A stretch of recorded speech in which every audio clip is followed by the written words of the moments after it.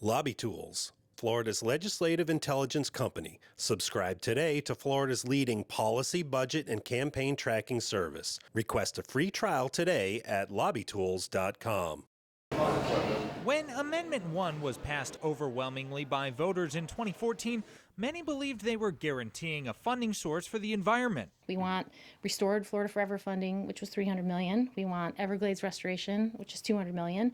And we want some more money going to land management. Instead of spending the money to purchase and maintain environmental lands like these, the legislature funneled much of it into things like administrative costs. Lawmakers' spending choices spurred a lawsuit from environmental groups like the Florida Wildlife Federation. The legislature has a history of ignoring what people put in the Constitution. They just shifted this money to use it as an environmental slush fund. Despite an initial court victory in 2018, the groups are now back to square one. An appellate court sent the case back to the trial court without deciding whether the funds are being misused.